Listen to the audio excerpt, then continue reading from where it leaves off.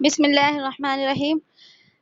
جی، سورت کو شروع کرنے سے پہلے جو ہے ہمارے طلاق دینے کے طریقے جو ہے وہ رہ گئے تھے، تو ان کو پہلے سمجھ لیتے ہیں کہ طلاق دینے کے 3 طریقے ہیں. طلاق دینے کے 3 طریقے ہیں. ان 3 طریقوں میں سب سے پہلا جو طریقہ ہے وہ طلاق احسن کہلاتا ہے، اور یہ طریقہ جو ہے شریعت نے سب سے زیادہ پسند کیا ہے کہ اگر کسی مرد کو طلاق دینے کی ضرورت ہو تو وہ اس احسن طریقے سے طلاق دے. اس دن بھی میں نے بتایا تھا کہ ہم اردو میں اس کی ورڈنگ جو ہے احسن بولتے ہیں، ہم اسے احسن طلاق بولتے ہیں، لیکن یہ احسن نہیں ہوتا بلکہ احسن ہوتا ہے، اور احسن کا معنی ہوتا ہے اچھا، خوبصورت، بہتر جو ہے. تو طلاق احسن وہ طریقہ جو کہ شریعت نے سب سے زیادہ پسند کیا ہے. اس میں طلاق دینے کا طریقہ کیا ہوتا ہے؟ تو اس میں طلاق دینے کا طریقہ یہی ہوتا ہے کہ شوہر جو ہے بیوی کو پاکی کی حالت میں طلاق دے، یعنی پیریڈز اور مینسز کی حالت میں طلاق نہ دے بلکہ پاکی کی حالت میں طلاق دے. اور طلاق بھی ایک طلاق دے، یعنی رجعی طلاق دے. ایک طلاق دے دی اس نے، ایک دفعہ دے دیا، کہہ دیا کہ میں نے تجھے طلاق دی، اور اس پورے پاکی کے زمانے میں اس سے جو ہے ایسے پاکی کے زمانے میں جو ہے وہ اس کو طلاق دے جس میں اس سے کوئی جسمانی تعلق بھی نہ پایا جائے. اور اس کے بعد جو ہے پھر اس کے مینسز شروع ہو جائیں، اس کی عدت شروع ہو جائے، اور وہ جو 3 مہینے کا جو ہم نے ٹائم پڑھا تھا کہ پہلے ایک مینسز آئیں گے، پھر وہ پاک ہوگی، غسل کرے گی، پھر پورا پاکی کا زمانہ گزرے گا، پھر دوسرے مینسز آئیں گے، پھر وہ غسل کرے گی، پھر پاکی کا زمانہ گزرے گا، پھر تیسرے مینسز آئیں گے اور وہ غسل کرے گی، پاکی کا زمانہ گزرے گا.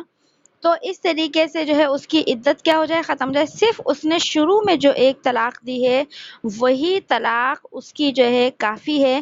اب اگر وہ شوہر جو ہے اپنی بیوی سے عدت سے پہلے رجوع کرنا چاہے تو وہ رجوع کر سکتا ہے. مثلا اس کا غصہ اتر گیا اور چاہتا ہے کہ نہیں میں اپنا گھر خراب نہ کروں، تو عدت کے اندر وہ رجوع بالقول بھی کر سکتا ہے اور رجوع بالفعل بھی کر سکتا ہے. اب دیکھیے کہ وہ رجوع یہاں کیوں کر سکتا ہے، کیونکہ اس نے جو ہے طلاق احسن دی ہے، اور اسے یہاں پر نیا نکاح کرنے کی بھی ضرورت نہیں ہے، حلالہ کرنے کی بھی ضرورت نہیں ہے، بلکہ اس طریقے سے جو ہے بیوی بغیر نکاح کے ہی جو ہے اس کی کیا ہوگی، صرف رجوع کرنے سے ہی واپس جو ہے اس کی بیوی شمار ہوگی.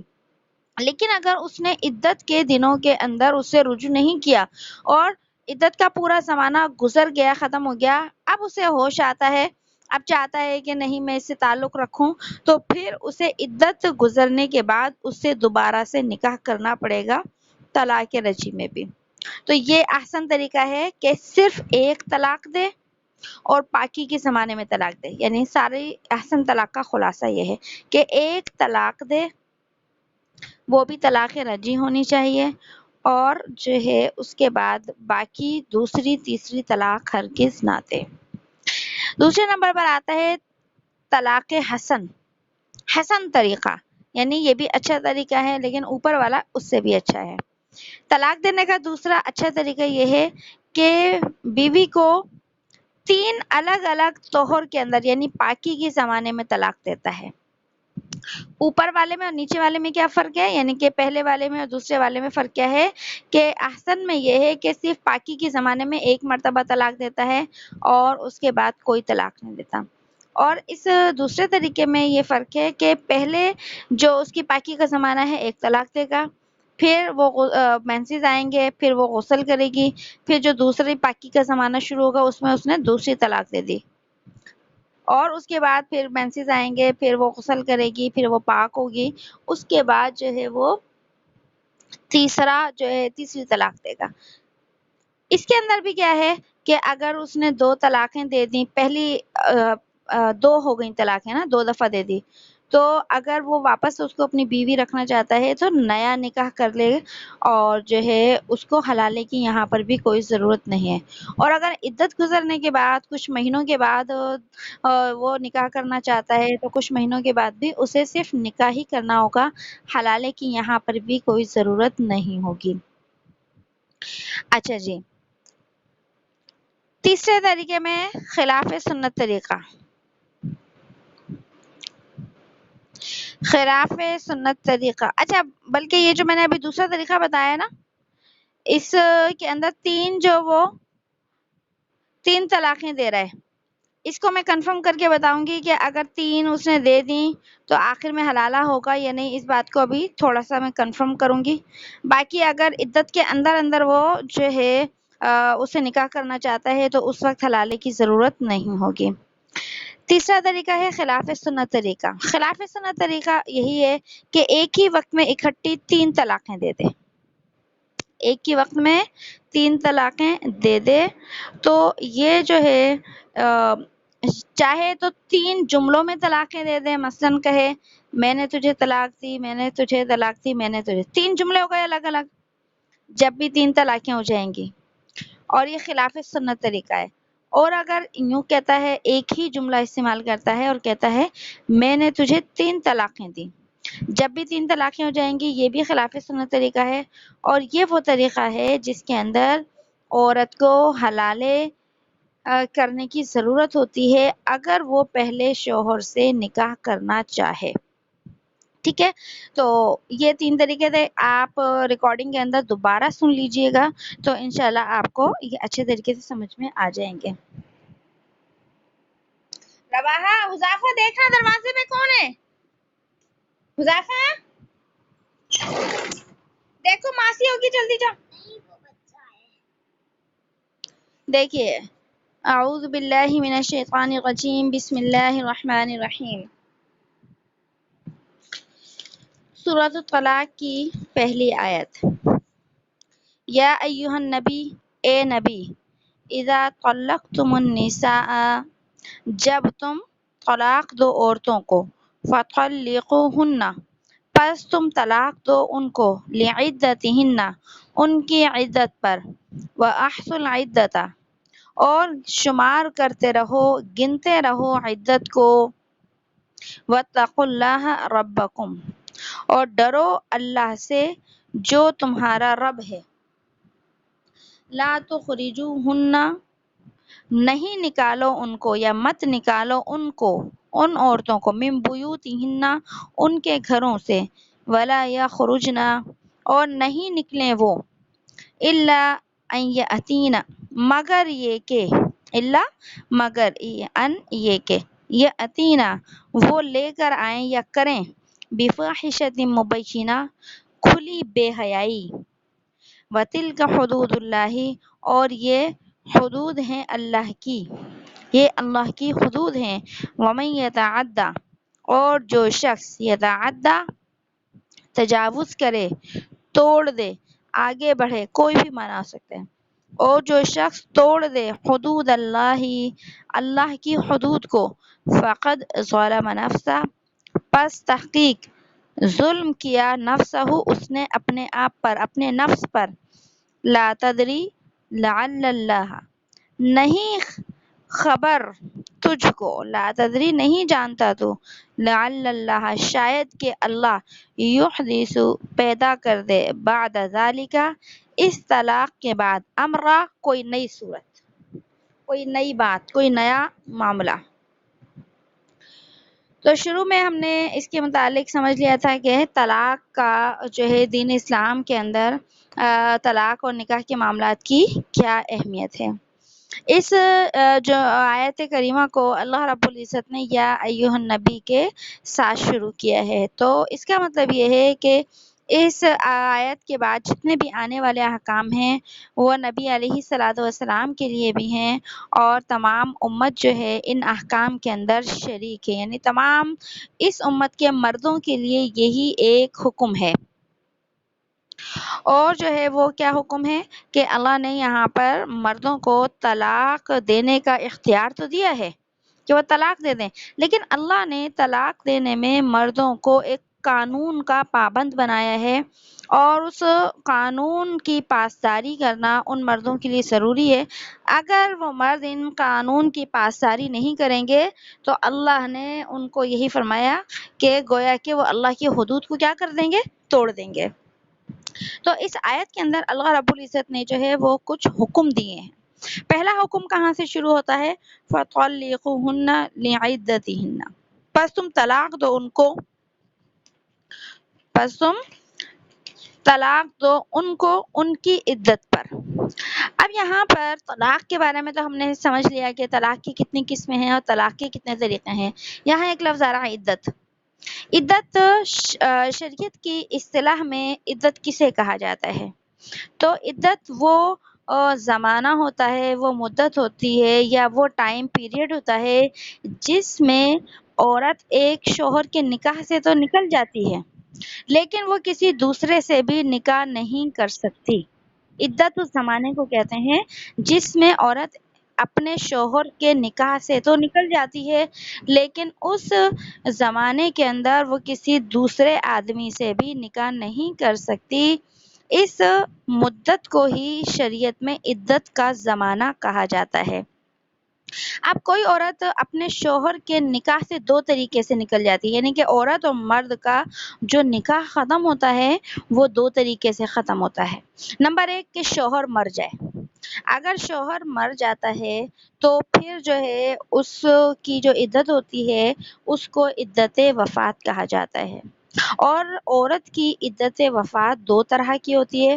نمبر ایک، اگر عورت غیر حاملہ ہے، پریگننسی نہیں ہے تو اس کی عدت کنفرم 4 ماہ 10 دن ہے، 130 دن ہے عدت کا زمانہ جو ہے۔ اب اس عدت کے اندر یاد رکھیے چاہے وہ عورت جوان ہو، بوڑھی ہو، کیسی بھی ہو، اس کے لیے یہ عدت کا گزارنا اللہ کی طرف سے کیا ہے جو ہے لازم ہے اور ضروری ہے۔ بعض لوگ یہ سمجھتے ہیں کہ جی عورت بیوہ تو ہو گئی، شوہر کا انتقال ہو گیا لیکن اولڈ ایج ہے، بڑی عمر ہے، بوڑھی ہے بہت زیادہ، تو اس کا عدت کے گزارنے کا اب کیا فائدہ ہے، کیا ضرورت ہے، یا اس طرح کا بھی بعض لوگوں کا کانسیپٹ ہوتا ہے۔ لیکن نہیں، یہ اللہ نے فرما دیا تلک حدود اللہ، یہ اللہ کی حدود ہیں، مرد کے لیے بھی عورت کے لیے بھی۔ اور تو عورت کے لیے عدت کا گزارنا ضروری ہے چاہے وہ عمر کے کسی بھی حصے کے اندر ہوتی ہے۔ تو اگر عورت پریگننٹ نہیں ہے تو 4 مہینے 10 دن، اور عورت اگر پریگننٹ ہے تو اس کی عدت جو ہے ڈلیوری تک ہوگی، اور وہ ڈلیوری چاہے کتنے بھی مہینے کے بعد ہو یا کتنے بھی دن کے بعد ہو، چاہے وہ 6 مہینے بعد ہو، 8 مہینے، 9 مہینے بعد، 1 مہینے بعد، 1 گھنٹے کے بعد، 1 دن کے بعد، اس ڈلیوری کے بعد ہی اس کی عدت ختم ہو جائے گی۔ یہ عدت وفات کہلاتی ہے۔ تو پتہ چلا کہ شوہر کے مرنے کی وجہ سے بھی ایک عورت کا اور مرد کا جو ہے وہ نکاح جو ہے کیا ہو جاتا ہے، ختم ہو جاتا ہے۔ لیکن یہ جو عدت کا زمانہ ہے، اس عدت کے زمانے کے اندر عورت نیا نکاح بھی نہیں کر سکتی۔ اس کے بعد آتی ہے عدت طلاق، کہ ایک عورت کا نکاح جو ہے وہ طلاق کے ذریعے بھی شوہر سے ختم ہو جاتا ہے۔ مرد نے عورت کو طلاق دے دی تو نکاح ختم ہو گیا، اب وہ عورت جو ہے عدت گزارے گی۔ اب اس عورت کی بھی دو طرح کی عدتیں ہیں۔ اگر وہ پریگننٹ نہیں ہے تو اس کی عدت 3 حیض ہے۔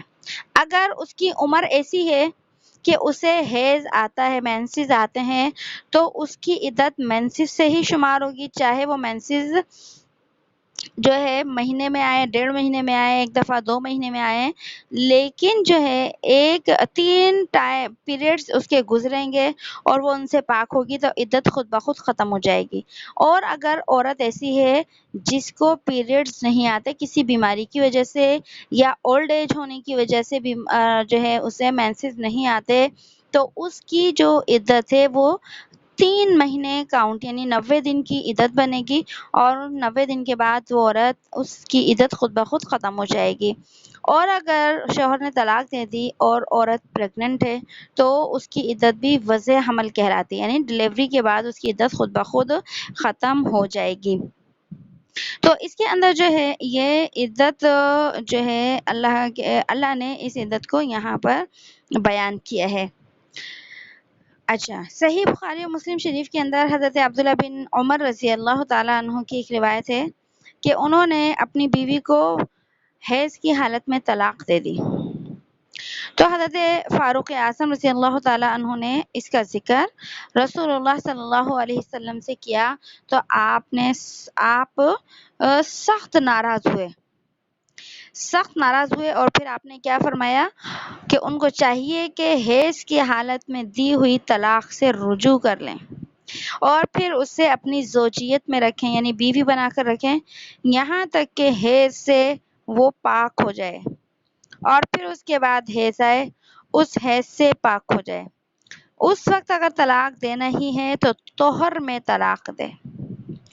یہ وہی بات ہے جو میں آپ کو پہلے بتا چکی ہوں، یہ طلاق احسن کا طریقہ ہے اس حدیث کے اندر جو بخاری و مسلم شریف کے اندر آئی ہے کہ اللہ کے نبی نے طلاق حیض کی حالت میں دی گئی طلاق سے رجوع کرنے کا حکم دیا۔ اب ظاہر سی بات ہے وہ تو صحابی تھے، تو انہوں نے جو ہے وہ رجوع کیا ہوگا، انہوں نے دی ہی طلاق، ایک طلاق اگر دی ہوگی تو وہ کیا کر سکتے ہیں، رجوع بہرحال کر سکتے ہیں۔ تو اس حدیث کے اندر چند احکام بتائے گئے ہیں۔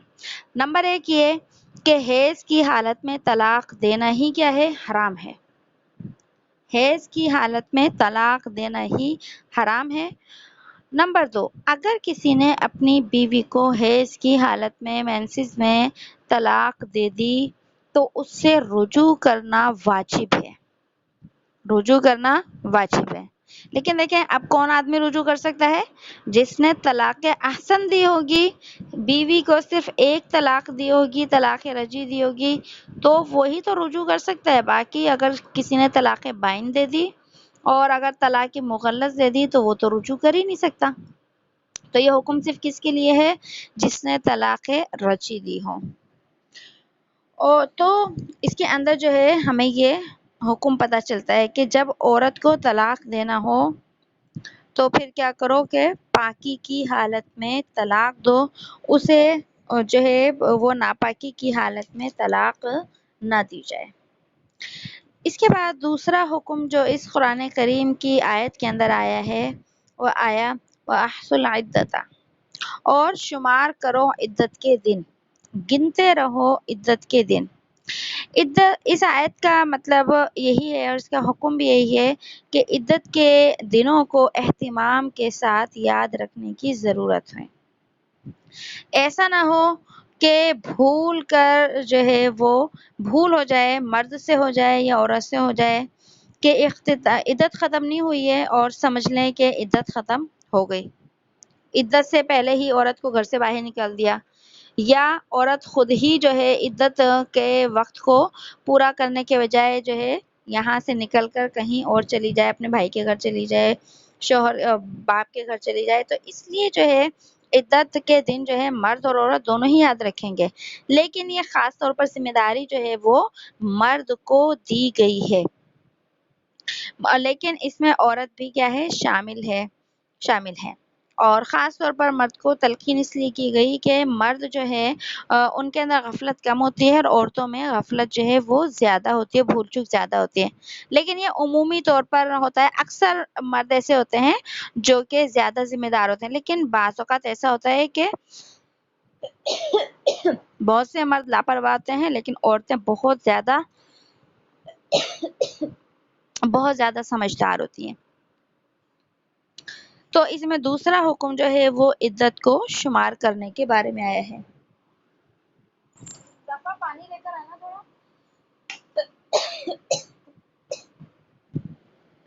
اس کے بعد تیسرا حکم جو جی کیا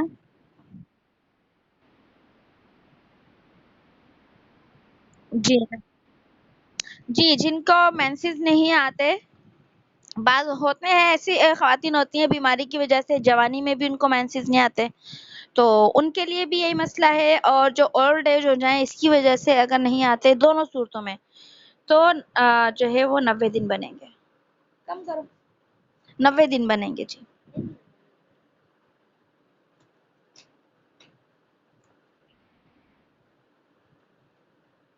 جی تیسرا حکم کیا ہے جو اس آیت کے اندر دیا گیا، لا تخرجوہن، نہیں مت نکالو ان کو، من بیوتہن، ان کے گھروں سے، ولا یخرجن، اور نہ ہی وہ نکلیں۔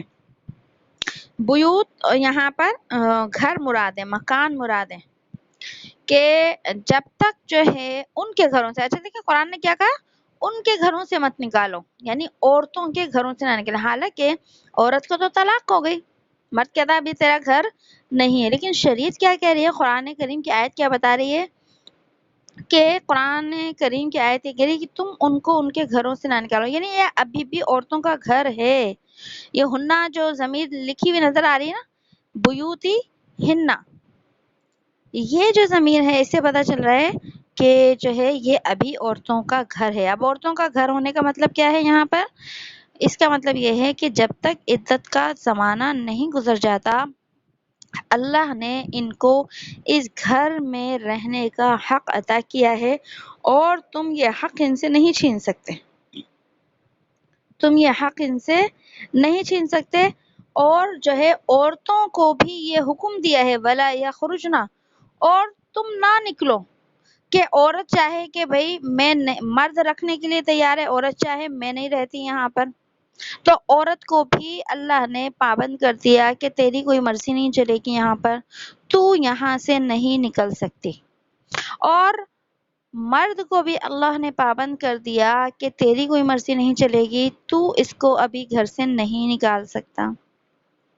لہذا اگر مرد گھر سے عدت کے زمانے میں عورت کو نکال دے تو یہ بھی ظلم ہے اور حرام ہے. اور اگر عورت اپنی مرضی سے عدت کے زمانے میں گھر سے نکل جائے، اپنے کسی رشتہ دار یا والد کے یا بھائیوں کے بہنوں کے گھر چلی جائے، تو یہ بھی کیا ہے، حرام ہے. اگرچہ شوہر جو ہے وہ اجازت دے دے، اگر اب تو شوہر کا رشتہ ہی ختم ہو گیا، لیکن یہ آدمی جو ہے اگر اس کو اجازت دے دے، دونوں ہی صورتوں میں دونوں کی مرضی یہاں پر ختم ہو گئی. اللہ کا حکم ہے یہاں پر کہ ان مدت کا زمانہ اس نے اسی مکان میں گزارنا ہے، اور یہ اللہ کی طرف سے مرد پر بھی لازم ہے اور عورت کے اوپر بھی کیا ہے، لازم ہے. اچھا جی، اس کے بعد آتا ہے چوتھا حکم، الا ان یاتینا بفاحشۃ مبینہ، مگر یہ کہ وہ لے کر آئیں کوئی سری گمراہی، سری بے حیائی، کھلی بے حیائی. کہ کیا عورت اب عدت کے زمانے میں کچھ بھی کرتی رہے کہ اسے نکال ہی نہیں سکتے؟ نہیں. اللہ نے پھر جو ہے یہاں پر بعض صورتیں اس سے جو ہے وہ مستثنا کر دیا، الگ کرتی ہیں کہ بعض ایسی حالتیں پیش آ سکتی ہیں جس کی وجہ سے اللہ نے خود اس عورت کو اس گھر سے نکال دینے کی اجازت دے دی ہے عدت کے زمانے کے اندر. تو پہلا قدم کیا ہے کہ عدت کے زمانے میں باہر نہ نکالا جا سکتا ہے عورت کو، نہ عورت خود نکلے گی. لیکن آگے کی آیت میں اللہ پاک نے کچھ ایسی کچھ جو ہے اجازت دی ہے کہ ان کو نکالا جا سکتا ہے، اور اس کے اندر بتا دیا کہ وہاں کوئی ایسی ریزنز پائی جائیں، ایسی وجوہات پائی جائیں جن کی وجہ سے ان کو نکالا جا سکتا ہے، تو وہ ہے بفاحشۃ مبینہ، کہ وہ صریح گمراہی پھیلانے لگے تو ان کو اب گھروں سے نکال دو. اچھا، اب صریح بے حیائی کیا ہے؟ اس کے اندر ہم نے سمجھے تھے کہ 3 قول ہیں. صریح بے حیائی کا مطلب کیا ہے؟ اس میں 3 قول ہیں. نمبر 1 کیا ہے کہ بے حیائی سے مطلب یہی ہے کہ وہ خود ہی گھر سے نکل جائے اپنی مرضی سے، شوہر نہیں نکال رہا، لیکن جو ہے وہ کیا کر رہا ہے، کر رہی ہے، خود ہی جو ہے وہ اپنی مرضی سے نکل جائے. تو اب اس کو مرد زبردستی روک کر نہیں رکھ سکتا. وہ نکل کر بھاگے یہاں سے اور جو ہے زبردستی کرے تو پھر اس کو جانے دیا جائے. اس صورت میں مرد اللہ کے ہاں مجرم نہیں ہوگا، عورت ہی اللہ کے ہاں جو ہے وہ کیا ہوگی، گناہ گار ہوگی. دوسرے نمبر پر فاحش مبینہ سے بدکاری اور زناکاری مراد ہے کہ اگر عورت نے جو ہے وہ کیا کیا ہے عدت کے زمانے میں، اگر کوئی اس سے ایسا بدکاری کا فعل ہو گیا، گناہ ہو گیا، اور اس پر جرم بھی ثابت ہو گیا کہ اس نے واقعی ایسا کیا ہے، تو اس کو جب سزا دینے کے لیے سزا دینے کی باری آئے گی، شرعی سزا جو ہوتی ہے، تو اس کو اس گھر سے باہر نکال دیا جائے گا اور سزا دی جائے گی. شرعی سزا کے لیے اس کو باہر نکالا جائے گا. اور تیسرا قول کیا ہے یہاں پر؟ فاحش مبینہ سے مراد ہے زبان درازی اور لڑائی جھگڑا. زبان درازی اور لڑائی جھگڑا کے عدت کے زمانے میں عورت بہت زیادہ لڑتی ہے، اور جو ہے لڑائی جھگڑا آئے دن جو ہے، کبھی اس کے گھر سے کوئی آ رہا ہے، کبھی جو ہے وہ بہت حالات کشیدہ ہو گئے، خراب ہو گئے، تو ایسی صورت میں اس عورت کو عدت مکان سے نکالا جا سکتا ہے۔ 3 قول ہیں۔ اچھا، اب اگر کسی کے ساتھ ایسا مسئلہ پیش آتا ہے تو وہ جو ہے اپنے مقامی علماء سے اس کے بارے میں مزید معلومات لے سکتے ہیں۔ اب دیکھیں ہمارے ہاں تو اس چیز کا تصور ہی نہیں ہے کہ اگر مرد بیوی کو طلاق دے دے تو عدت کے زمانے میں جو ہے وہ مرد اس کو اپنے گھر میں رہنے کی اجازت دے یا عورت جو ہے اس گھر میں رکے، ایسا تو شاید ہی ہوتا ہو، لیکن حکم اصل میں اللہ کا یہی ہے جو ابھی ہم نے سمجھ لیا ہے۔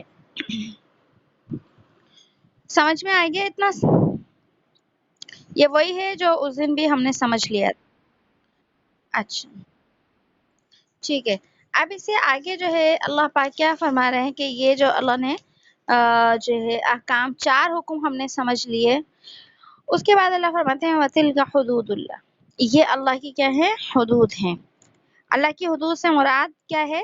شریعت کے قوانین ہے۔ یہ حدود سے اللہ کے شریعت کے احکام اور قانون ہیں جو اللہ نے خود ہی کیا کیے ہیں؟ ہمیں بتائے ہیں۔ اور آگے فرمایا وَمَن يَتَعَدَّ،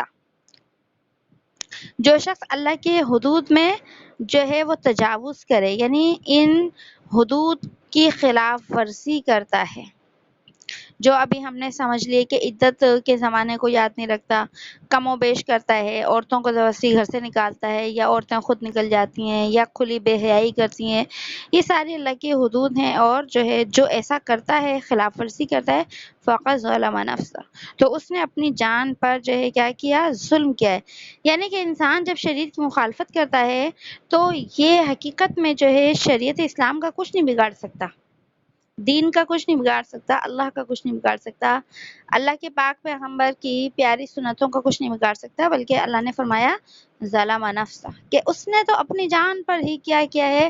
ظلم کیا ہے۔ اور یہ نقصان، ظلم کرنا یعنی نقصان کرنا مراد ہے یہاں پر۔ اب یہ جو نقصان ہے، یہ نقصان اس کا دینی بھی ہوگا اور دنیاوی بھی ہوگا، ٹھیک ہے؟ دینی بھی ہوگا اور دنیاوی بھی ہوگا۔ دنیاوی نقصان کس طرح ہے کہ اس میں دنیاوی نقصان کس طریقے سے ہے؟ جو اللہ کی حدود کی پابندی نہیں کرتا تو اس کا دنیا کا نقصان کیسے ہوتا ہے؟ تو دنیا کا نقصان اس طرح ہوتا ہے، جو شخص شرعی ہدایات کے بغیر طلاق دے دیتا ہے تو وہ اکثر 3 طلاقیں ہی اپنی بیوی کو دیتا ہے، اور جب وہ 3 طلاقیں دے دیتا ہے تو آپس میں وہ رجوع بھی نہیں کر سکتے اور نیا نکاح بھی نہیں کر سکتے، بلکہ کیا ہوتا ہے؟ انہیں حلالہ ہی کرنا پڑتا ہے۔ یہ جو ہے دنیا کا نقصان ہوتا ہے اللہ کی حدود کو توڑنے کا۔ اللہ نے تو حد باندھ دی ہے کہ اگر طلاق بھی دینا ہے تو تم کیا کرو کہ پاکی کے زمانے میں تو اور 1 طلاق دو تاکہ غصہ اتر جائے تو تم اس سے رجوع تو کر سکتے ہو، لیکن جب مرد نے اس حد کو توڑ دیا اور غصے کے اندر اسے طلاق دے دی تو اکثر یہی ہوتا ہے۔ ہم اگر اپنے معاشرے کے اندر ادھر ادھر نظر ڈالیں تو ہمیں آئے دن ایسی حالات دیکھنے کو ملتے ہیں کہ اگر مرد نے طلاق دیے تو 3 طلاقوں سے کم کوئی بھی نہیں دیتا، حالانکہ طلاق دینے کا مطلب یہی ہوتا ہے کہ اس کو جدا کر دیا جائے، تو وقتی طور پر یا عارضی طور پر بھی بیوی کو جدا کیا جا سکتا ہے، لازمی نہیں ہے کہ جی اس کو جو ہے وہ کیا کیا جائے؟ زندگی بھر کے لیے جدا کیا جائے۔ تو یہ ہے اللہ کی حدود کو توڑنے کا دنیاوی نقصان، کہ اس کے اندر اس کی وجہ سے کیا ہو جاتا ہے کہ وہ اکثر 3 طلاقیں دیتے ہیں۔ جی دیکھیے بسم اللہ الرحمن الرحیم، تو اس کا دنیاوی جو نقصان ہے وہ ہمیں سمجھ میں آ گیا، اور جو ہے وہ دینی نقصان بھی یہی ہے کہ عند اللہ وہ کیا ہوگا؟ مجرم ہوگا، گناہ گار ہوگا، اور اس کو جو ہے اس کی کیا ملے گی؟ اللہ کی طرف سے سزا ملے گی۔ اور یہ بات حقیقت ہے کہ جو ہے طلاق دینے کے بعد انسان شرمندہ ضرور ہوتا ہے، بلکہ پچھتاتا ہے، صرف شرمندہ نہیں ہوتا بلکہ پچھتاتا ہے۔ لیکن اگر کسی نے غصے میں یا کسی بھی طریقے سے لڑائی جھگڑے میں 3 طلاقیں دے دیں تو طلاقیں ہو جائیں گی، بعد میں چاہے وہ کتنا بھی شرمندہ ہو، پچھتائے، کچھ بھی ہو، لیکن بہرحال طلاقیں ہو جائیں گی۔ تو یہ ہے، اللہ نے اس کو فرمایا ہے کہ تم جو ہے کیا نہ کرو، اللہ کی حدود کو نہ توڑو۔ اگر تم نے اللہ کی حدود کو توڑا تو پھر کیا ہوگا کہ تم اپنی ہی جان کے اوپر کیا کرو گے، ظلم کرو گے۔ اور آگے فرمایا لا تدری لعل اللہ، نہیں معلوم، نہیں خبر تجھ کو کہ شاید کہ اللہ پیدا کر دے اس کے بعد کوئی دوسرا امر۔ اب دوسرا امر کا یہی مطلب ہے کہ ابھی جب غصہ اتر گیا تو غصہ اترنے کے بعد جو ہے وہ کیا ہوتا ہے کہ جب ندامت ہوتی ہے، شرمندگی ہوتی ہے، پچھتاوا ہوتا ہے، بچوں کا خیال آتا ہے، تو آدمی سوچتا ہے کہ میں اپنے گھر کو ٹوٹنے نہ دوں۔ تو یہاں پر اسی بات کو فرمایا یحدث بعد ذالک، اس طلاق دینے کے بعد تیرے دل میں کوئی بات پیدا ہو جائے کہ تو واپس جو ہے اپنی بیوی سے تعلق رکھنا چاہے، ایسا ہو سکتا ہے۔ تو اگر تیرے دل کے اندر یہ پچھتاوا پیدا ہوتا ہے مرد کے دل میں، تو وہ اس کو جو ہے کیسے دور کر سکتا ہے؟ جبکہ اس نے طلاق رجعی دی ہوگی تو وہ رجوع بالقول کر لیتا ہے یا رجوع بالفعل کر لیتا ہے، یا اگر اس نے طلاق بائن دی ہے تو وہ نیا نکاح کر لیتا ہے۔ لیکن اگر وہ طلاق مغلظ دے دیتا ہے تو ظاہر سی بات ہے پھر تو بہت ایک مسئلے کی بات ہوتی ہے۔ لہٰذا اللہ یہ فرماتے ہیں کہ میں نے جو حدود بنائی ہیں اور تمہیں طلاق کا جو ایک احسن طریقہ دیا ہے، تم اسی حدود کے اندر رہ کر جو ہے اپنی بیویوں کو اگر طلاق دینا چاہتے ہو تو طلاق دو، اس سے تمہیں پچھتاوا بھی نہیں ہوگا اور تمہارے لیے مشکلات بھی کھڑی نہیں ہوں گی۔ پھر آگے فرمایا فَإِذَا بَلَغْنَ أَجَلَهُنَّ، پھر جب یا پس جب بلغنا وہ پہنچیں اجلہن اپنی مدت کو، اپنے وعدے کو، فَأَمْسِكُوهُنَّ بِمَعْرُوفٍ، تو رکھ لو ان کو، فَأَمْسِكُوهُنَّ پس روک لو ان کو، یہ بھی معنی آ سکتا ہے اس کو، پس روک لو ان کو، پس رکھ لو ان کو۔ باجی اسکرین شیئر کر دیں، اگر ایسے مشکل ہو رہی ہے تو اسکرین شیئر کر دیں تاکہ سب کو نظر آتا رہے۔ پس رکھ لو ان کو بمعروف، ہمارا بند کیا ہوا اسکرین شیئر کرنا، ہمارا کھولے، ہمارا کھول دیا کریں بھائی۔ فَأَمْسِكُوهُنَّ، بند کیا ہوا اس کو، آیت سامنے ہوتی ہے نا تو زیادہ صحیح رہتا ہے۔ ہمارا اسکرین کا آپشن پرمیشن، جی آواز نہیں آ رہی ہے بالکل بھی، ہمارا کھولو،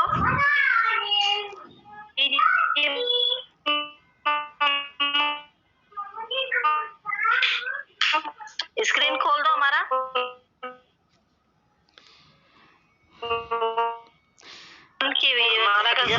آواز کٹ کٹ کے آ رہی ہے ختیجہ کی، ختیجہ آواز کٹ کٹ کے آ رہی ہے آپ کی۔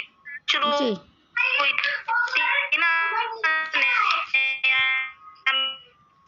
میٹنگ تو اس لیے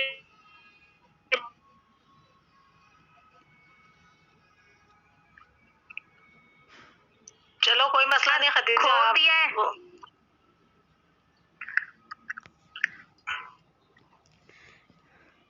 جب اسٹارٹ کیا کریں نا ہمارا، جب ہی کھول دیا کریں بس آپ۔ دیکھیے بسم اللہ الرحمن الرحیم، فَإِذَا بَلَغْنَ أَجَلَهُنَّ، پھر جب وہ پہنچیں اپنی مدت کو یا اپنے وعدے کو، فَأَمْسِكُوهُنَّ پس روک لو ان کو، بِمَعْرُوفٍ دستور کے مطابق، دستور کے مطابق، او فارقوهن یا چھوڑ دو ان کو یا جدا کر دو ان کو، بِمَعْرُوفٍ دستور کے مطابق، وَأَشْهِدُوا ذَوَيْ عَدْلٍ اور گواہ کر لو دو، ذوی کا معنی آئے گا یہاں پر دو، عدل دو معتبر آدمی، منکم تم میں سے، وَأَقِیمُوا الشَّهَادَةَ لِلَّهِ اور قائم کرو گواہی کو اللہ کے لیے، ذَلِكُمْ يُوعَظُ بِهِ یہ بات ہے، ذَلِكُمْ یہ بات ہے، یوعظ جو واعظ ہے، جو اس سے سمجھا جائے گا، یا جو نصیحت ہے، کچھ بھی اس کا ترجمہ ہو سکتا ہے۔ ذالکم یوعظ بہ، اس سے نصیحت کی جاتی ہے اس شخص کو کانا یؤمن باللہ، جو ایمان رکھتا ہو اللہ پر، والیوم الآخر، اور آخرت کے دن پر، ومن یتق اللہ، اور جو شخص ڈرتا ہے اللہ سے، یجعل لہ، تو وہ کر دیتا ہے اس کے لیے، مخرجا، نکلنے کا راستہ، نجات کی شکل۔ اب اس آیت کے اندر اللہ پاک کیا فرما رہے ہیں کہ جب وہ پہنچے اپنے وعدے کے اوپر، وعدے سے یا اجل سے مراد کیا ہے؟ عدت، کہ اگر مرد نے عورت کو طلاق دے دی تو اب طلاق دینے کے بعد جو ہے اس کی عدت کیا ہو گئی؟ پوری ہو گئی۔ جب عدت پوری ہو گئی تو اب یہاں سے 5واں حکم آ رہا ہے اللہ رب العزت کا۔ اب دیکھیں بات یہ کون سی چل رہی ہے؟ ساری کی ساری یہ طلاق احسن والی ہی کیا ہے؟ چل رہی ہے کہ جب بیوی کی عدت ختم ہونے کے قریب آ گئی اور نکاح ختم ہونے کا کیا ہو گیا؟ وقت آ گیا، تیسرا مینسز آنے والے تھے اس کو، اور جو ہے اب کیا ہو رہا ہے کہ اس کی جو غصے کی، غم کی، اور وہ جو لڑائی جھگڑے کی جو کیفیات تھیں وہ کیا ہے؟ ختم ہو رہی ہے۔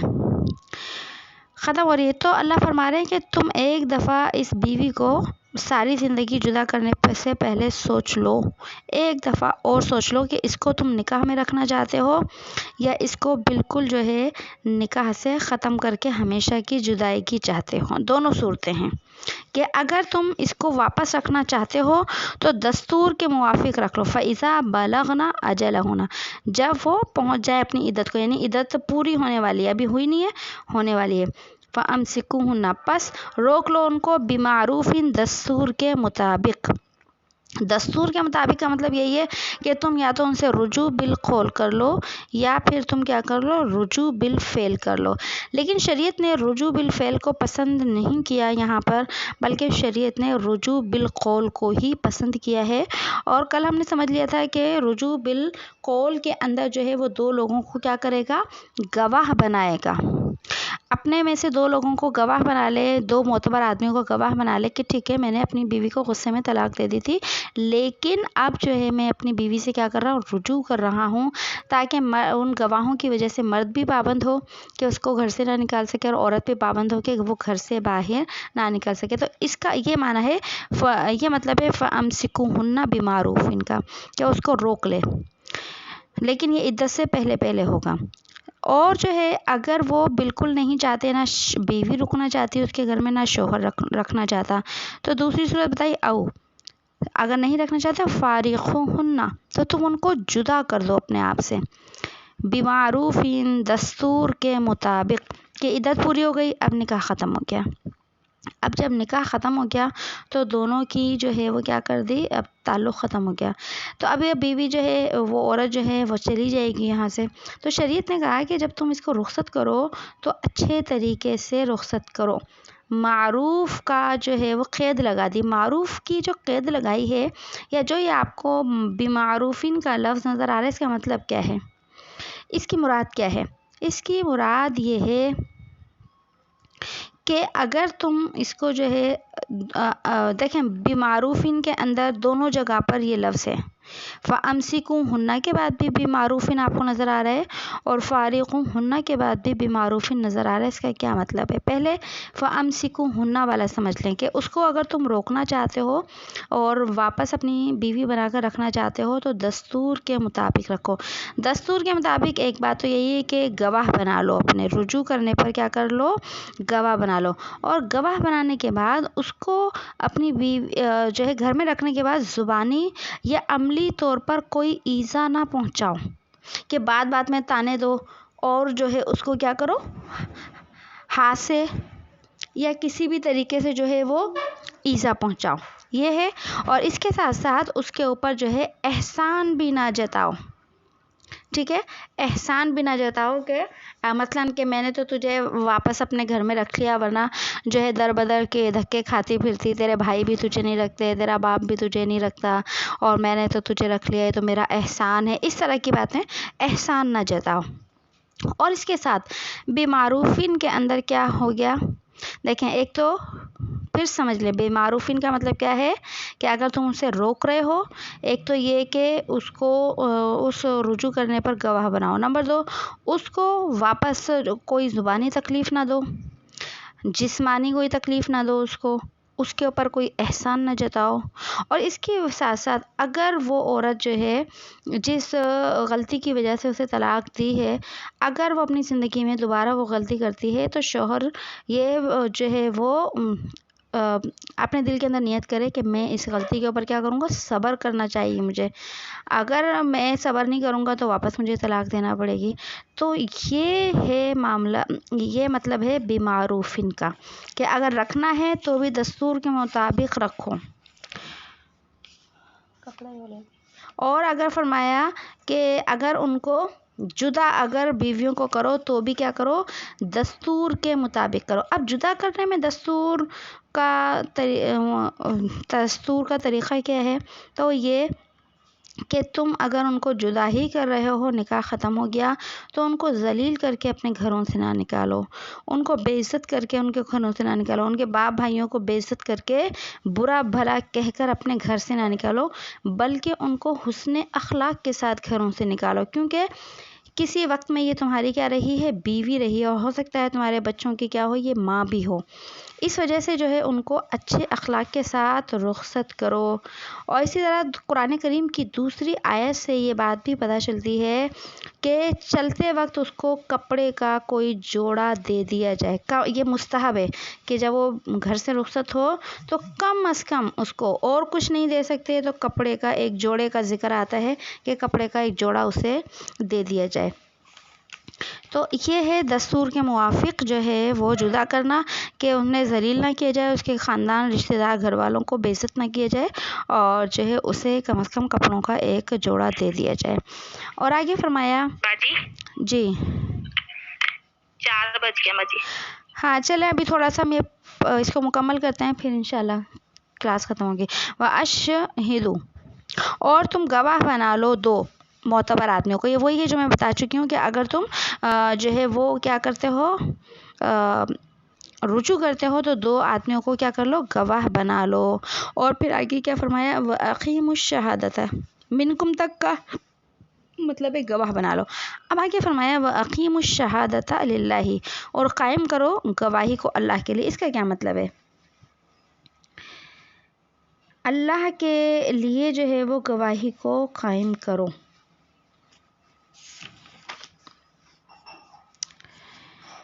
جی اس کا مطلب یہ ہے، یہ عام مسلمانوں کے لیے حکم ہے، ٹھیک ہے۔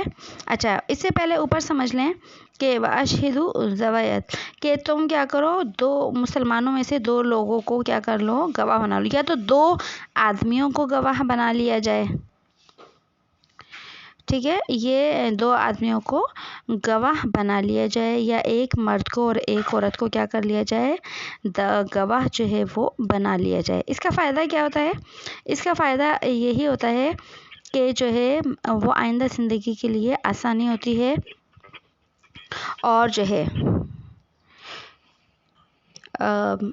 مرد کو بھی جو ہے کوئی راستہ نہ رہے کہ جی میں نے تو اسے طلاق دے دی، رجوع نہیں کیا، اور جو ہے عورت کو بھی جو ہے کوئی راستہ نہ رہے کہ جی اس نے طلاق دے دی تھی اور جو ہے اس نے رجوع بھی نہیں کیا اور میری عدت ختم ہو گئی، میں اس کے ساتھ نہیں رہنا چاہتی۔ نہیں، یہ ساری چیزیں ختم کرنے کے لیے شریعت نے جو ہے گواہوں کا جو ہے وہ بنانا مستحب قرار دیا کہ بہتر یہ ہے کہ تم کیا کر لو، گواہ بنا لو۔ اور جو ہے اچھا وہ ایسے لوگوں کو گواہ بنا لو جو تمہارے خاندان کے ہوں، برادری کے ہوں، کوئی بھی ایسے لوگ جو کہ معتبر ہوں، سنجیدہ ہوں اور سمجھدار ہوں۔ آگے فرمایا وَأَقِیمُوا الشَّهَادَةَ لِلَّهِ، اور قائم کرو گواہی کو اللہ کے لیے۔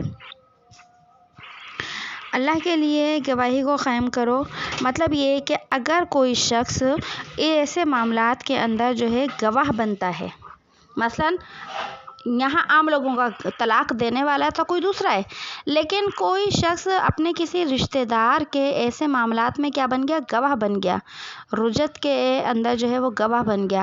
اب جب وہ گواہ بن گیا اور کبھی اس کی گواہی دینے کی ضرورت آئی عدالت کے اندر، مثلاً آگے کوئی ایسا جھگڑا ہو گیا ان کا اور جو ہے بیوی نے کوئی کیس کر دیا، شوہر نے کوئی کیس کر دیا، یا بیوی کے گھر والوں نے کوئی کیس کر دیا کہ نہیں جی اس نے ہماری بیوی کو بچی کو طلاق دے دی تھی اور جو ہے یہ تو ہاں اس کے کہتا ہے کہ میں نے رجوع کر لیا اور جی ہم جو ہے نہیں مانتے اس بات کو بالکل بھی، ہم اپنی بیٹی کو لے کر جائیں گے اور جو ہے اس طریقے سے ہم اس گھر میں نہیں رہنے دیں گے، جبکہ شوہر کہتا ہے کہ میں نے رجوع کر لیا تھا اور رجوع کے گواہ بھی موجود ہیں۔ اب عدالت کے اندر یہ معاملہ جاتا ہے، عدالت ان گواہوں کو بلائے گی جو کہ رجوع کے وقت موجود ہے۔ تو اب ان گواہوں کے لیے یہ آیت آئی ہے کہ جب تمہیں عدالت میں گواہی کے لیے بلایا جائے تو اقیموا الشہادہ، تو تم کیا کرو؟ گواہی کو قائم کرو، گواہی کو دو، مطلب یہ ہے سچی گواہی دو، کسی کی مخالفت کی وجہ سے، کسی دشمنی کی وجہ سے سچی گواہی دینے میں فرق نہ کرو، نہیں بلکہ تمہیں یہ اللہ نے حکم دیا ہے کہ تم کیا کرو گے، اس کو جو ہے وہ کیا کرو گے، گواہی دو گے، گواہی دینا تمہارے لیے کیا ہوگی، ضروری ہے۔ اور آگے فرمایا ذالکم یوعظ بہ، اس سے نصیحت کی جاتی ہے اس شخص کو، من کان یؤمن باللہ، جو ایمان لائے اللہ کے اوپر۔ کہ سارا جو شریعت نے ابھی مضمون بیان کیا ہے طلاق کا اور اس کے اندر جتنے بھی احکام بیان کیے ہیں، تو اس سے نصیحت کس کو ملے گی؟ کیا ہر شخص ایسے کاموں کے اوپر جو ہے وہ فکر کرتا ہے اس طریقے اور اللہ کی ان حدود کی فکر کرتے ہیں؟ فرمایا کہ نہیں، ہر شخص کے اس سے نصیحت حاصل نہیں کرتا، بلکہ وہ جو ایمان رکھتا ہے اللہ کے دن پر اور آخرت کے دن پر۔ مطلب کیا ہے اس آیت کو بیان کرنے کا؟ سمجھ لیجئے کہ دیکھیں بات چل رہی ہے طلاق کی، اور اللہ آخر میں اس آیت کے آخر میں لا رہے ہیں آخرت کا ذکر، یؤمن باللہ والیوم الآخر، یعنی قیامت کا دن۔ یہاں اللہ نے قیامت کے دن کو کیوں بیان کیا خصوصیت کے ساتھ؟ تو اس لیے بیان کیا ہے کہ زوجین یعنی میاں اور بیوی کے حقوق جو ہیں وہ شوہر بیوی کے حقوق کب ادا کر سکتا ہے؟ جب کہ اس کے دل میں فکر آخرت ہوگی۔ بیوی شوہر کے حقوق اور اس کی خدمت کب کر سکتی ہے؟ جب کہ اس کے دل کے اندر آخرت کی فکر ہوگی، ورنہ شوہر کو کوئی کتنا بھی سمجھا لے، لیکن اگر اس کے دل میں آخرت کی فکر نہیں ہوگی تو وہ اپنی ذمہ داری کو ادا کرنے کی جو ہے فکر نہیں کرے گا۔ اسی طرح عورت جو ہے آخرت کے خوف کی وجہ سے اپنی ذمہ داریوں کو پورا کرنے کی فکر نہیں کرے گی۔ اس لیے یہاں پر اللہ رب العزت نے آخرت کا ذکر فرمایا کہ تقوی اور آخرت کی فکر کے بغیر کوئی بھی جو ہے مرد عورت اپنے ذمہ داریوں کو پورا نہیں کرتے۔ آگے کیا فرمایا؟ بس وہی ہیں جو باہر ہیں بس۔ آگے کیا فرمایا؟ وَمَن يَتَّقِ اللَّهَ، اور جو شخص ڈرتا ہے اللہ سے تو یجعل لہ، وہ کر دے گا اس کے لیے مخرجا، نکلنے کا راستہ۔ جی نکلنے کا راستہ کہ جو شخص اللہ سے ڈرتا ہے، اللہ سے ڈرنے کا مطلب یہ ہے کہ نہیں، اللہ نے یہاں پر میرے لیے ایک پابندی لگائی ہے کہ عورت کو گھر سے باہر نہیں نکال سکتا میں، ٹھیک ہے، چاہے میرے اوپر کتنی بھی مشکلات آئیں، لیکن اللہ کا حکم ہے میں خود نہیں، یہ اگر خود نکل جاتی ہے خود ظالم ہوگی، میں نہیں نکالتا۔ اور اگر عورت ہے تو وہ سوچتی ہے کہ نہیں جی میں نہیں نکل سکتی، مجھے تو اللہ نے اجازت ہی نہیں دی، اگر یہ مجھے دھکے مار کر نکال دیتا ہے تو یہ خود ہی کیا ہوگا، اللہ کے آگے جواب دے گا۔ اور اس کے ساتھ ساتھ اگر یہ آیت جو ہے اس کا مطلب کیا ہے کہ کسی بھی شریعت کے معاملے کے اندر، شریعت کے حکم کے اوپر جب انسان عمل کرتا ہے اور مشکل کے اندر آ جاتا ہے، بظاہر دنیا اسے جینے نہیں دیتی اور دنیا کی طرف سے اسے مشکلات کا سامنا ہوتا ہے، لیکن وہ اللہ کے حکم کی پابندی کرنے کی کوشش کرتا ہے، تو یہ اللہ کا فیصلہ ہے ہر ایمان والے کے ساتھ۔ وَمَن يَتَّقِ اللَّهَ، جو تقوی اختیار کرتا ہے، جو ڈرتا ہے اللہ سے، یجعل لہ مخرجا، تو اللہ اس کے لیے جو ہے وہ کیا کر دیتا ہے، اس مصیبت سے نکلنے کا راستہ جو ہے وہ عطا کر دیتا ہے۔ ایک فائدہ اس کو یہ ہے اور دوسرے نمبر پہ فرمایا وَيَرْزُقُهُ، اور کیا عطا کر دیتا ہے اس کو، وَيَرْزُقُهُ مِنْ حَيْثُ لَا يَحْتَسِبُ، اور رزق دیتا ہے اس کو من حیث، ایسی جگہ سے، لا یحتسب، جہاں سے اس کا گمان بھی نہیں ہوتا، وَمَن يَتَوَکَّلْ عَلَى اللَّهِ فَهُوَ حَسْبُهُ، اور جو شخص بھروسہ کرتا ہے اللہ پر، فَهُوَ حَسْبُهُ، پس اللہ اس کو کیا ہوتا ہے، کافی ہوتا ہے۔ تو اس آیت کا تعلق بھی اسی والی آیت سے ہے کہ جو شخص اللہ سے ڈرتا ہے، چاہے وہ نکاح کے معاملات ہوں، طلاق کے معاملات ہوں، عام زندگی کے معاملات ہوں، اور اس دین کے حکم کے اوپر عمل کرنے کی وجہ سے وہ مشکل حالات کا شکار ہوتا ہے، تو یہ اللہ کی آزمائش ہوتی ہے اور اللہ کا فیصلہ ہے۔ پھر اللہ کا دیکھیں دو فیصلے آتے ہیں، ایک تو یہ مخرجہ، اللہ اس نجات کا راستہ نکال دیتے ہیں، اور دوسرے نمبر پر اسے ایسی جگہ سے رزق دیتے ہیں جہاں سے اس کا گمان بھی نہیں ہوتا، جہاں اس کا تصور بھی نہیں ہوتا، اللہ وہاں سے اس کی روزی کے راستے جو ہے وہ آسان کر دیتے ہیں۔ تو اس آیت میں تقوی کی دو برکتیں بیان فرمائی ہیں کہ جب انسان تقوی اختیار کرتا ہے، تقوی کا مطلب ہے اللہ سے ڈرتا ہے اور اللہ کے ڈر کی وجہ سے گناہ چھوڑ دیتا ہے، تو اللہ پاک اس کے لیے راستوں کو کیا کر دیتے ہیں، آسان کر دیتے ہیں، اور دنیا کی جتنی بھی مشکلات ہیں، مصائب ہیں، اور آخرت کی سب مشکلات اور مصائب، اس آیت کے اندر جو مطلب ہے نا کہ اللہ نکلنے کا راستہ بنا دیتے ہیں، مشکل آسان کر دیتے ہیں، تو دنیا کی بھی مشکلات کا وعدہ کیا گیا ہے کہ دنیا کی مشکلات بھی اللہ رب العزت آسان کر دیتے ہیں، اور اس کے لیے آخرت کی بھی مشکلات جو ہیں وہ کیا کر دیں گے، آسان ہوں گی۔ اور تقوی کی دوسری برکت کیا ہوتی ہے کہ اللہ ایسی جگہ سے روزی عطا فرماتے ہیں جہاں سے اس کو خیال بھی نہیں ہوتا۔ اچھا، اب رزق سے یہاں کیا مراد ہے؟ رزق کا لفظ جہاں بھی آتا ہے تو دیکھیے اس کا ایک عام جو ہے وہ تصور یہی ہوتا ہے کہ کھانے پینے کی چیزیں ہیں، اور جو ہے مال ہے، روزی ہے، تو یاد رکھیے کہ رزق کا معنی یہ ہماری ڈکشنری کے اعتبار سے ہے، ہم صرف کھانے پینے کی چیزوں کو رزق سمجھتے ہیں، لیکن یاد رکھیے کہ رزق کا معنی شرعی اعتبار سے بہت وسیع ہے، مطلب رزق کے اندر بہت ساری چیزیں آتی ہیں۔ تو رزق کے اندر سمجھ لیجئے کہ ضرورت کی ہر چیز ہوتی ہے۔ رزق کے اندر جب رزق کا بولا جاتا ہے تو انسان کی زندگی میں اسے جتنی چیزوں کی ضرورت پڑتی ہے زندگی گزارنے کے لیے، ساری کی ساری چیزیں آ جاتی ہیں، خواہ وہ ضرورتیں دنیا کی ہوں، خواہ وہ ضرورتیں کیا ہوں، اس کی جو ہے آخرت کی ہوں۔ تو اللہ نے یہاں جو رزق کا وعدہ فرمایا ہے تو پتہ چلا اس کی اللہ دنیا کی جتنی بھی ضروریات، چاہے وہ کھانے سے متعلق ہوں، پینے سے، لباس سے، گھر سے، مکان سے، نوکری سے، پیسے سے، اولاد سے، کسی بھی قسم سے ہوں، اللہ نے فرمایا ہے کہ میں ایسی جگہ سے اس کو عطا کروں گا جس کا لا یحتسب، کہ وہ گمان بھی نہیں رکھے گا، اس کے مسئلے ایسے حل ہوں گے، اور آخرت کا تو اللہ نے وعدہ کیا ہی ہے کہ آخرت کی بھی مشکلیں آسان ہوں گے۔ تو یہ مومن متقی کے لیے اللہ کا کیا ہے، وعدہ ہے اس آیت کے اندر، اور اللہ کا وعدہ کبھی بھی جھوٹا نہیں ہو سکتا۔ اللہ ایسے لوگوں کی مشکلات ایسے آسان کر دیتا ہے اور ایسے راستوں سے اس کی ضروریات جو ہے وہ پوری کرتا ہے جس کا انسان کو جو ہے وہ گمان بھی نہیں ہوتا۔ تو اب دیکھیں طلاق کی بات چل رہی تھی، یہاں رزق کی بات آ گئی، تو کیا ان کا جوڑ کیا ہے آپس میں؟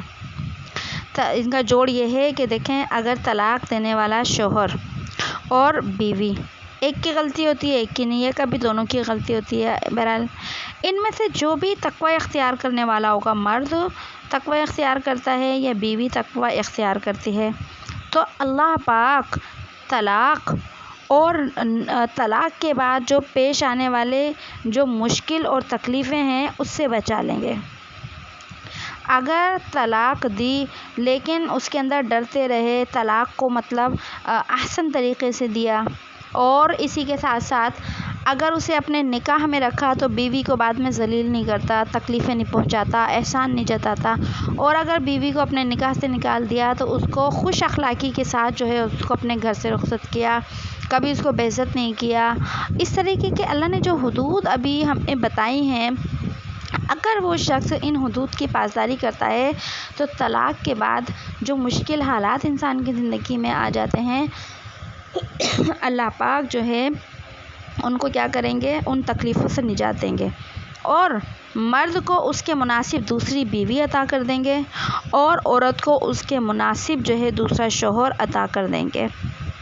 یہ اس آیت کا اس رزق سے جوڑ ہے کہ رزق کے اندر ساری دنیا کی نعمتیں آ گئیں، تو مرد کے لیے بیوی جو ہے ایک نعمت ہوتی ہے، اور اسی طرح بیوی کے لیے شوہر جو ہے وہ ایک طرح سے کیا ہوتا ہے، ایک نعمت ہوتا ہے۔ تو اللہ پاک ان کو طلاق کے بعد یہ نعمتیں بھی کیا کر دیں گے، عطا کر دیں گے، اور اس کے علاوہ ان کو رزق کی تکلیفوں سے اور تنگی سے بھی بچا لیں گے، اور اس کے بعد زندگی کی اور تکلیفوں اور پریشانیوں سے بھی کیا کر لیں گے، بچا لیں گے۔